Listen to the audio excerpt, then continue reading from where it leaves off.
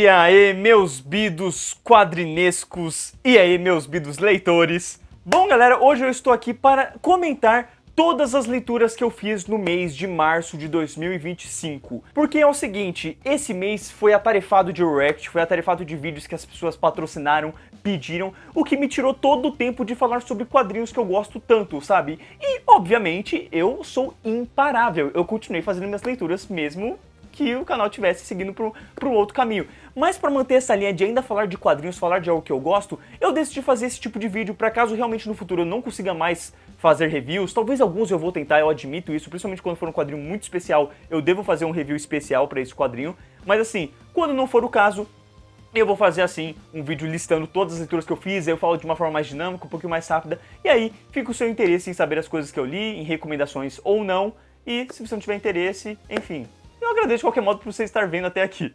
Então, enfim, bora lá.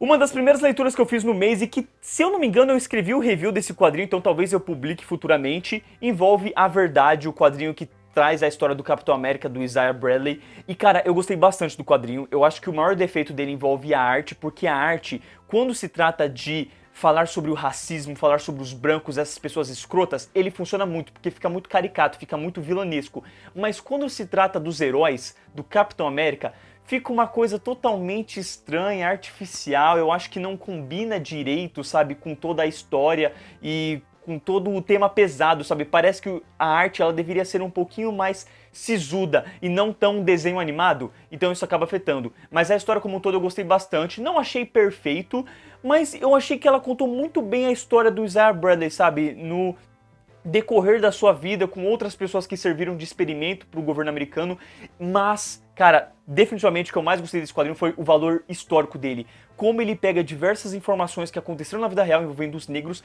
e que não são tão famosas, não são tão conhecidas. Talvez a que eu mais conhecesse daqui envolve aquele ocorrido que foi citado na série do Watchmen, sabe? Aqueles citam também, mas existem outros, então eles colocam bem essa história do Capitão América no mundo real e funciona perfeitamente. Eu acho que esse quadrinho ele vale não só por isso, pela crítica que ele tem e até pra situar a cabeça de algumas pessoas sobre as coisas, como também como valor histórico para você aprender algumas coisas que aconteceram durante a guerra e que talvez você não saiba. Primavera em Chernobyl é basicamente um documentário feito em quadrinhos. Então você tem o autor que foi lá como jornalista pesquisar, perguntar, fotografar, e ele traz isso pro desenho, sabe? Ele mostra que ele era um cara que estava desenhando ali no momento, desenhando o rosto das pessoas, como ele desenhou naquele momento, sabe? Uns rostos que tem mais detalhes, outros que não tem tanto, o que ele viu ali e como ele foi preenchendo algumas coisas conforme o tempo foi passando. Então, assim, é um quadrinho muito forte e muito lindo e que eu não sei muito bem explicar porque, assim,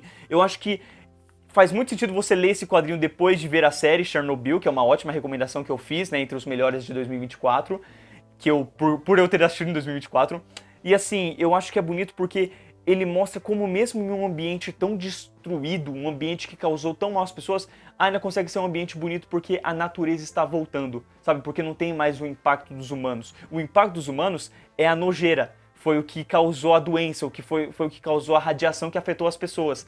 Mas a parte em si da mãe natureza, do que Deus criou, ainda está aflorando, está melhorando, está cada vez mais bonito, porque a natureza sempre foi bonita, quem estragou foi os humanos, entende? Então, cara, até nisso, e aí tem um visual estonteante esse quadrinho, porque é uma arte mais aquarela, então fica uma coisa realmente fenomenal de se ler assim, e eu acho que as informações elas são passadas com muita naturalidade, sabe? Você tá acompanhando as pessoas, o documentário, ele explica o que aconteceu em Chernobyl também, isso é muito importante. Então, mesmo que você não saiba nada sobre Chernobyl, você vai entender o que houve, como afetou as pessoas, você vai ter uma noção do quanto isso ainda afeta as pessoas mesmo, tantos anos depois, e ao mesmo tempo você vai entender que tem certas pessoas que simplesmente só continuam morando ali e elas estão felizes morando ali. Então, assim, fortíssimo. Eu voltei para a minha leitura com a saga do Demolidor, eu tô adorando ler a fase da Anne Innocent, eu já tô no quarto volume, eu só não falei aqui porque eu não consegui terminar o quarto volume a tempo deste vídeo, como eu gostaria, porque o quarto volume tem o Justiceiro.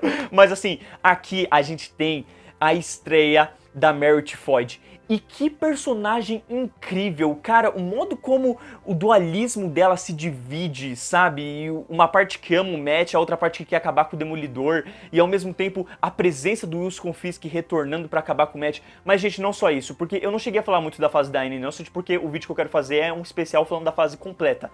mas que fase maravilhosa, cara. O quanto ela é sombria, o quanto ela traz críticas diferentes por edições, uma aos Estados Unidos, uma ao patriarcado, uma ao machismo, uma ao assédio, uma ao quanto as pessoas viram radicais quando, vamos dizer assim, acabam as luzes da cidade e por aí vai.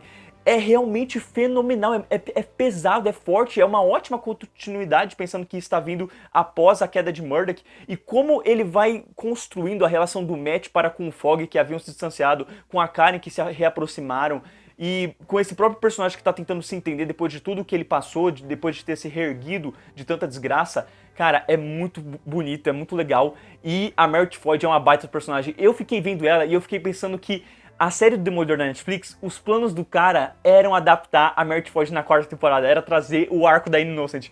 E eu simplesmente vou ficar sonhando com isso, porque eu acho que eles iam fazer um trabalho incrível. Eu fico pensando em tudo que acontece aqui, fico pensando no que eles iriam referenciar, e caraca, nunca vai acontecer. Mas enfim, isso daqui tá muito, muito bom, é uma fase que realmente tá valendo a pena de se acompanhar, principalmente pra quem gosta do Demolidor, e eu não esperava nada. Tipo assim, eu fui ler porque falava muito bem, mas sabe quando você tá com muita expectativa? E você vai lendo, e a arte do John Romita tá muito bom. Nossa, e eu não gosto da arte do John Romita, mas a arte do John Romita aqui está fenomenal. Eu gostei muito da arte do John Romita neste quadrinho e eu pretendo continuar com muito louvor. Envolvendo outro volume 3, Quarteto Fantástico, a fase do Ryan North, que eu cheguei a recomendar nos cortes, né, do Bidu Comics, cheguei a falar em uma live para os apoiadores do Catarse. E, gente, simplesmente continua maravilhoso. É um quadrinho que realmente não tem muito o que dizer, porque ele simplesmente continua com aventuras. Algumas aventuras mais bobas e algumas aventuras mais viajadas. Eu acho que é legal isso, porque ele vai variando entre temas, ele continua brincando com os poderes do quarteto de uma forma espetacular, tornando por mim a Mulher Invisível, o Tocha Humana, o Senhor Elástico cada vez mais interessantes e mais poderosos do que eles já pareciam, sabe? Eu acho muito inventivo. O modo como ele tem criatividade para com os poderes do quarteto é de uma forma que eu gostaria de ver em um desenho animado, sabe? E que eu espero de verdade que os filmes consigam pensar um pouquinho como ele consegue pensar aqui. Porque, cara, tem um momento que eles literalmente, a Mulher Invisível e o Tocha Humana, eles param uma bomba nuclear. Velho, não, meteoro, acho que é meteoro, mas aí são vários meteoros. E daqueles meteoros que destruíram os dinossauros. E é incrível. Não só isso, tem uma edição mais focada no Franklin Richards, que é muito legal. Traz uma ideia para como ele vai se trabalhar com seus poderes, para como ele se manter mais calmo, por assim dizer, de uma forma muito, muito legal. A única coisa que me incomoda um pouco é a mudança de arte entre os quadrinhos, sabe? Uma hora tá muito bom, uma hora tá meio estranho, uma hora tá legal, mas tipo assim, vai variando. Tem uma hora que o coisa, mano, a cabeça dele tá tipo meio que uma bola em cima do quadrado aqui que é o peito dele, tipo, bizarro. Em outras tá tipo super bonitinho, legal. Então assim, eu queria só que eles achassem um único artista, né? Se eu não me engano, agora a fase reiniciou nos Estados Unidos e o desenhista vai ser um Humberto Ramos, tipo, oficial. Mano, prefiro isso do que nada, entendeu? E eu gosto muito do Humberto Ramos também, não acho o desenho dele tão ruim assim como algumas pessoas. De qualquer modo, é uma fase que vale muito a pena acompanhar. Tipo assim, pra você que quer conhecer o Quarteto Fantástico, leia essa fase. Pra você que conhece o Quarteto Fantástico, você vai gostar muito dessa fase, porque ela mantém o tema da família, da ficção científica e das aventuras meio que fora da cronologia, sabe? Não fica se conectando, se prendendo ao que tá acontecendo no universo Marvel. Não, é só o quarteto sendo uma família se divertindo e eu acho que é isso que torna o quarteto tão maravilhoso. Então, enfim, tá valendo demais a pena acompanhar essa fase e eu vou continuar acompanhando enquanto o Ryan North continuar escrevendo. Finalmente, eu dei início à saga do Lanterna Verde, a fase do Geoff Johns que remodelou o universo desse personagem como um todo, que é extremamente elogiada, extremamente famosa, e eu achei um ótimo começo. Eu acho que faltou um final, né, e eu soube que a Panini realmente cometeu esse erro de que essa edição ela para na edição 5, ela deveria parar na edição 6, e aí o próximo vai parar na edição 11, então eles não vão ficar fechando direitinho os arcos como deveriam, e aqui fecha no momento que o Batman... Nossa, mano, como o Batman é escroto, mano. Juro, quando tá dando tudo certo, o Lanterna Verde vai alcançar um momento dele. O Batman tem... Mano, juro, eu nunca quis tanto que o Batman se lascasse como neste quadrinho. Mas assim, gente, é um quadrinho muito, muito bom. O modo como ele recoloca você como leitor e espectador dentro do universo do Lanterna Verde, fazendo entender como está o universo agora e o que aconteceu com o Hal Jordan, e vai te fazendo entender, mas ao mesmo tempo te deixa com a cabeça meio bagunçada, sabe? Você tá tentando entender, mas você vai só seguindo, até o momento em que ele explica, ele faz um backstory, E aí, mano, quando chega no momento, não tem jeito, você se empolga. Juro, eu li esse quadrinho e eu falei, nossa, é por isso que eu gosto dos Lanternas Verdes, é por isso que eu gosto da Tropa das Lanternas Verdes, é por isso que eu espero que a série desses heróis dê então certo, porque é muito, muito legal. Juro, na hora que chegou o momento de falar no dia mais claro, na noite mais densa, eu estava tendo um orgasmo. Então, assim, é muito, muito legal. O desenho é ótimo também. E assim, eu acho que consegue remodelar o personagem, consegue até mesmo fazer uns retcons que eu percebi que era daquilo, tipo assim, não havia sido feito antes e aqui foi colocado pra trazer certos personagens e remodelar o universo Lanterna de uma forma muito, muito legal, que me traz muita curiosidade e muita vontade de ler o que vem a seguir. Então assim, juro, de sagas, eu acho que se eu fosse recomendar uma que mais é necessário você estar acompanhando é a fase Lanterna Verde. E isso que eu acabei de falar do Demolidor é muito legal, mas obviamente é bom destacar aqui, você quer uma coisa mais séria, mais urbana? Demolidor. Você quer uma coisa mais aventuresca e ao mesmo tempo ficção científica? Vem Lanterna Verde. Sério, vem que, nossa, é muito conceito, é muita doideira, mas ao mesmo tempo torna esse universo tão interessante, tão complexo, sabe? Tão cheio de camadas, com tantos personagens interessantes pra você querer acompanhar e ver mais, e ainda assim, em pouco tempo, se empolgar. E aí, como um grande fã do Arqueiro Verde, eu decidi pegar esse primeiro volume da nova fase do personagem, e cara, eu achei tão sem graça, tão sem graça. Sabe aquela leitura que você faz e você lê, e você... tá bom. Acabou e você... Poxa vida, né? Tipo assim, mano, tem uma e tem participação de todo mundo. Tem Canário, tem o Roy Harper, tem o Lanterna Verde, tem todas as referências possíveis pro Arqueiro Verde. Então isso é legal, essa parte é legal. Mas a história em si, sabe, ele tem um mistério do tipo assim, a família do Arqueiro Verde está sendo dividida entre o tempo porque aparentemente eles não podem ficar juntos. Aí no final tem a revelação de quem é que tá fazendo isso, do porquê que tá fazendo isso, e mesmo assim eu não consegui comprar, eu falei, nossa, mas... E sabe aquela história que você fala assim, isso aqui vai ser resolvido e, sabe, não é tão bem escrito, ao mesmo tempo não traz aquela energia de empolgação de você querer continuar lendo, de ser um mistério realmente tão intrigante, sabe? Tudo soa tão feito às coxas, assim, com um jeito meio só banal, sabe? Só seguindo pelo seguindo, que não trouxe aquela sensação de valer a pena ler o quadrinho, sabe? É diferente da fase que eu li aqui, que a última fase que eu trouxe no quadrinho aqui, foi o pós-952, foi o renascimento, foi o trazendo o Arqueiro Verde de volta, né? Então aquela fase foi muito interessante, porque ela veio após uma fase que era um Arqueiro Verde totalmente diferente dos quadrinhos, né? Até se adequando mais ao que estava acontecendo na série do Arrow.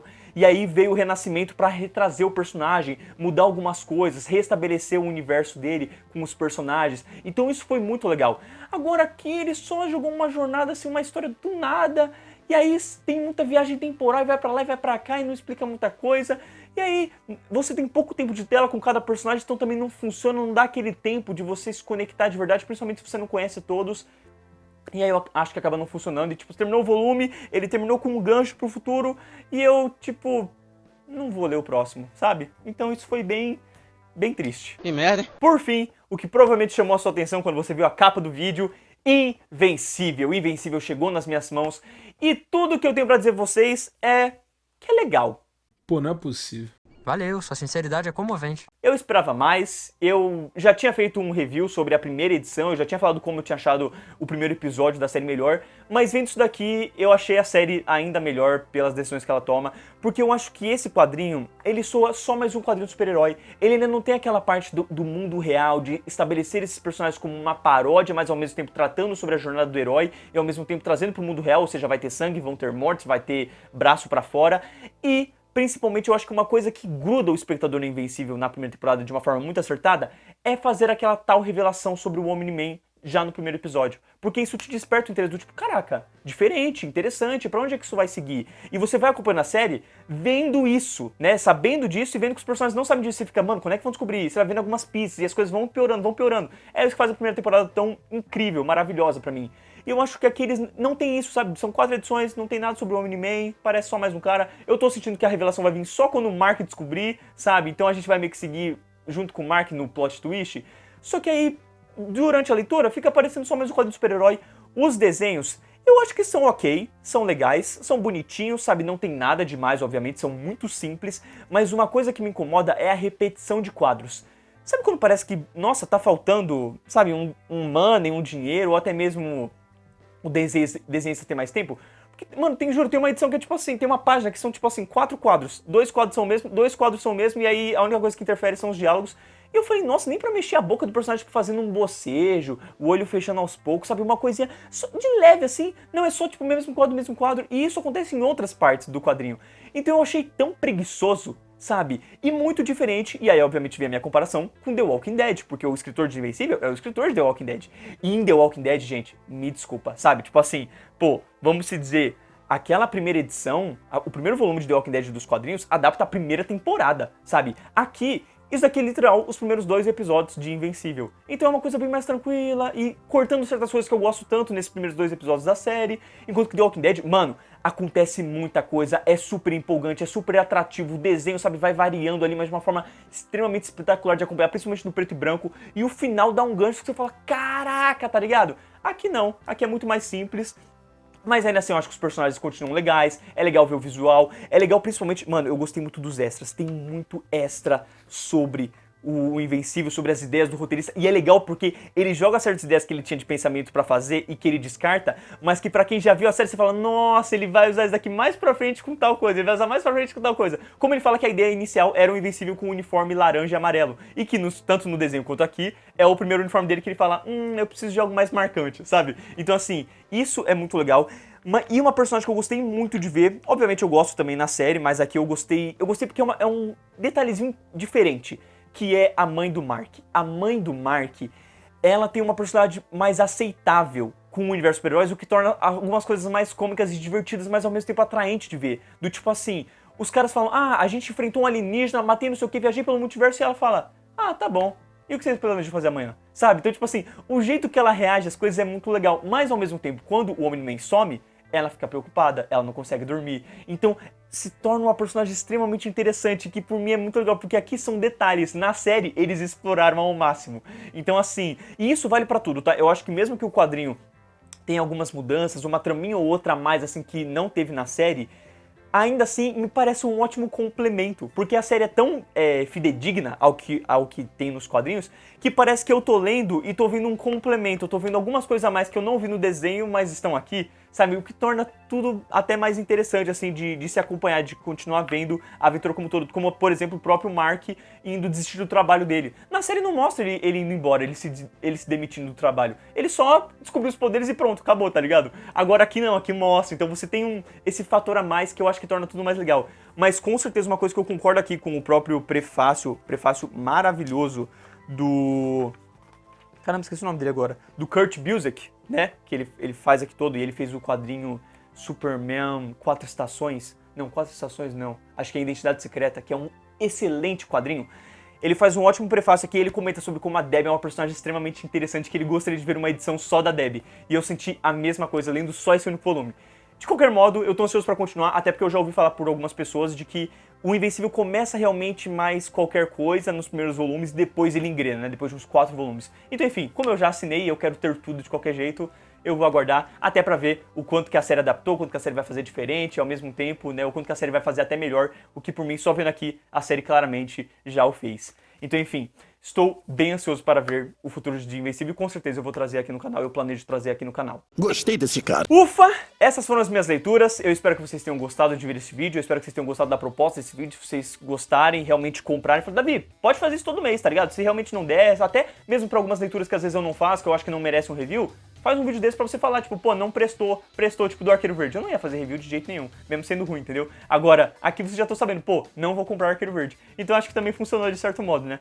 Enfim, eu espero que vocês tenham gostado, foi um jeito mais simplório agora pro tempo que eu tenho também, mas eu espero de verdade que vocês tenham curtido, eu aguardo ver vocês em um outro vídeo durante a semana neste canal.